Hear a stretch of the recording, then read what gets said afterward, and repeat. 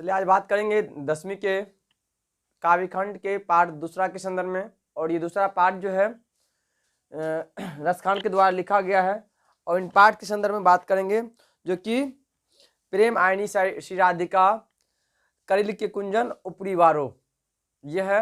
इन पाठ के संदर्भ में बात करेंगे और इनसे जुड़े जो भी ऑब्जेक्टिव आज के दिन पूछा जाता है, इन ऑब्जेक्टिव के संदर्भ में इस तरह के क्वेश्चन को रखेंगे। तो चलिए देखते हैं कौन कौन सा क्वेश्चन आज के दिन इस तरह से है कि क्लास 10वीं है और विषय हिंदी है और यह रसखान के द्वारा लिखा हुआ है प्रेम आयनी श्री राधिका करिल के कुंजन उपरी वारो। तो इसके अंतर्गत पहला क्वेश्चन है, कहते रसखान दिल्ली से कहाँ चले गए। मतलब रसखान जो था वो दिल्ली से वो कहाँ चले गए, तो वह जब ब्रजभूमि चले गए। कहाँ से चले गए? ब्रजभूमि। चलिए अगला क्वेश्चन बात करते हैं। कहते रसखान किस विषय में सिद्ध थे। मतलब ये रसखान कवि थे, ये किस विषय में अपने आप को सिद्ध प्राप्त कर चुके, अपना आप को सिद्धि कर लिए थे। तो वो सवैया छंद में। किसमें? तो सवैया छंद में। यदि 4 ऑप्शन होगा तो वहां देखिएगा एक सवैया छंद का उल्लेख जरूर होगा, तो उसमें सवैया छंद में इन्होंने सिद्धि प्राप्त कर लिए थे। आगे बात करें तो कहते कवि ने माली मालिन किसे कहा है।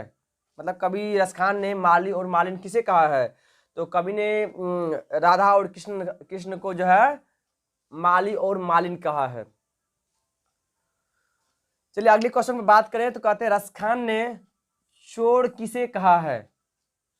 तो रसखान ने चोर किसको कहा है, तो वो कृष्ण को कहा है। चलिए अगले क्वेश्चन में बात करें तो कहते हैं सुजान रसखान किस प्रकार की रचना है। मतलब ये सुजान रसखान जो है यह किस प्रकार की रचना है, तो यह कृष्ण की भक्ति से संबंधित है। पूछा जाएगा सुजान रसखान किस प्रकार की रचना है, तो यहाँ पर एक ऑप्शन जरूर होगा, यह कृष्ण की भक्ति से संबंधित है। चलिए आगे बात करें अगले क्वेश्चन पे। कहते हैं प्रेम आयनी श्री राधिका में कितने दोहे संकलित है। मतलब प्रेम आयनी श्री राधिका जो काव्यखंड है उसमें कुल कितने दोहे हैं, तो उनमें जो है कुल दोहे की संख्या बात करें प्रेम श्री राधिका में, तो उनमें 4 दोहे हैं। कितने हैं? 4 दोहे हैं। चलिए अगले हम क्वेश्चन में बात करें तो कहते रसखान ने श्री कृष्ण का लीलागन किसमें किया है। मतलब रसखान ने जो श्री कृष्ण का जो लीला है, अपने आप को जो एक भावट है, एक प्रकार का अपने आप जो वो करतूत करता है, वो किसमें किया है, तो वो सवैया छंद में किया है। किसमें? सवैया छंद में। सवैया छंद में उनकी जो लीलागन है, जो उनका करतूत है, उनको दिखाया है।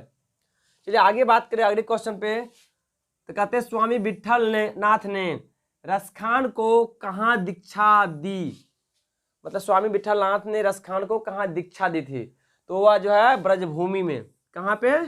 तो ब्रजभूमि में उन्हें दीक्षा दिया गया था। किसके द्वारा? स्वामी विट्ठल नाथ के द्वारा। चलिए अगले क्वेश्चन पर बात करें तो कहते हैं रसखान को पुष्टि मार्ग की दीक्षा किसने दी।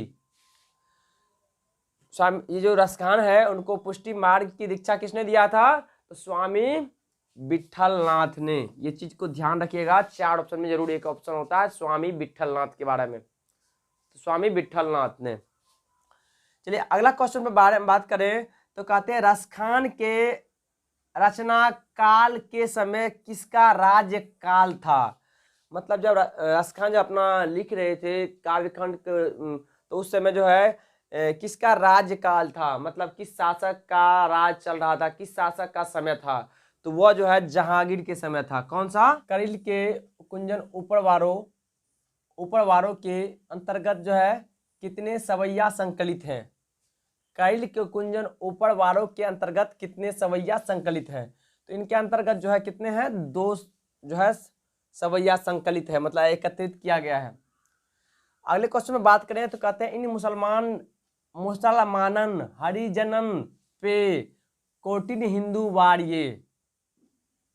इन मुसलमानन हरिजनन पे कोटिल हिंदू वारिये, यह किस कवि के लिए कहा गया है। ये किस कवि के लिए कहा गया है? ये रसखान के लिए कहा गया, ये ध्यान रखिएगा, इसको रसखान के लिए ये चीज कहा गया है। चलिए अगले क्वेश्चन पर बात करें तो कहते हैं नंद नंद, मतलब नंद नंद किसे कहा गया है, मतलब नंद नंद किसे कहा गया है, तो ये नंद नंद जो है श्री कृष्ण को कहा गया है। 4 ऑप्शन होगा तो उनमें श्री कृष्ण का भी उल्लेख होगा, ये ध्यान रखिएगा, श्री कृष्ण को कहा गया है। चलिए आगे बात करें तो अगले क्वेश्चन पे कहते रसखान किस काल के कवि हैं, मतलब ये कवि रसखान है किस समय के कवि है, अर्थात किस काल के समय कवि है, ये भक्ति काल के कवि है। किस काल के हैं, ये भक्ति काल के कवि हैं। चलिए अगले क्वेश्चन में बात करें तो कहते हैं रसखान का रचना काल है, मतलब रसखान जो है किसके समय में अपना रचना जो भी काव्य खंड लिखे हैं वो लिखे हैं।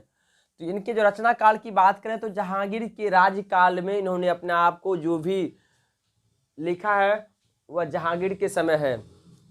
चलिए हम आगे बात करें अगले क्वेश्चन पे तो कवि रसखान ने प्रेम वरण किसे कहा है, मतलब कवि जो रसखान है या प्रेम वरण किसे कहा है, ये प्रेम वरण जो है श्री कृष्ण को कहा है।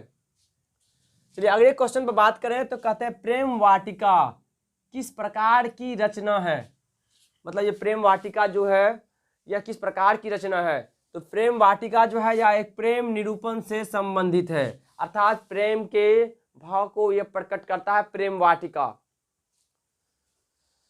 चलिए अगले क्वेश्चन पर बात करें तो कहते हैं कवि रसखान ने अपने दोहे में बैमन किसे कहा है, बैमन जो है इन्होंने किसे कहा है, तो अपने दोहा में जो बैमन होता है अर्थात बैमान कह सकते हैं, इन्होंने बैमन किसे कहा है, तो बैमन की बात करें तो यह भक्ति के रूप में स्वयं को ही कहा है, बैमन अपने आप को ही कहा है।